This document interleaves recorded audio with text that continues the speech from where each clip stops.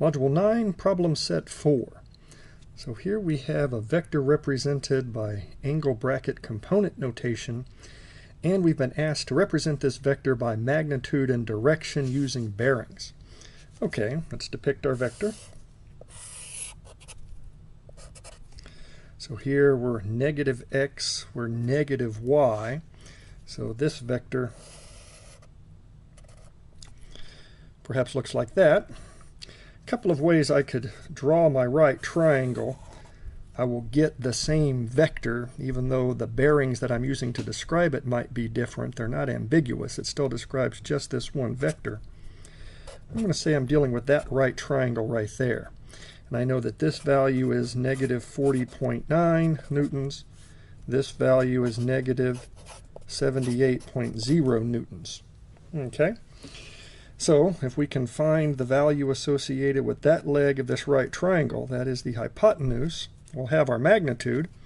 So magnitude of this particular force vector would be given by the negative 40.9 newtons squared plus negative 78 newtons squared.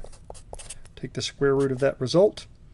So I do that desired bit of arithmetic, and I discover that the magnitude of my vector, that hypotenuse, is 88.1 newtons. Okay, and if I can come up with this angle here, I will know, at least in terms of bearings, how far west of south I am. Okay, so let's see if we can come up with that particular angle. I'm again going to call that angle phi. And I'm going to use the cosine relationship, recognizing this is my leg that is adjacent to that angle. So the cosine of phi would be given by the 78.0 newtons divided by the hypotenuse value, 88.1 newtons. I do that bit of arithmetic and I discover the value for phi is 27.7 degrees. Okay, that is not enough to answer this question. I would specifically have to say that the direction of this vector is 27.7 degrees west of south. Another way I could have depicted this vector, obviously if I know this angle is 27.7, this angle here must have been 62.3. So I could have said that this vector is 62.3 degrees south of west. Doesn't really matter which way I do it. I'm still describing the direction of that one vector. Let's try another one. Okay, let's depict that vector. Looks like we have a velocity vector here. It is going to be oriented into this quadrant. So we've gone over 14, up 8. I'm going to say that is the right triangle I'm dealing with.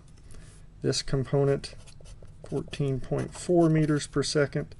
This component, 8.66 meters per second. Again, if I can find the value associated with that hypotenuse, I know the magnitude of this vector. So that magnitude would be 14.4 squared plus 8.66 squared.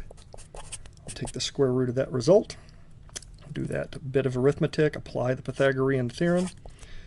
You discover the magnitude of that vector is 16.8 meters per second. I'm going to describe my vector by how far north of east it is. So I'm going to be looking for that angle phi. I'm going to say this is my leg adjacent to that angle. So cosine of phi would be equal to 14.4 divided by 16.8.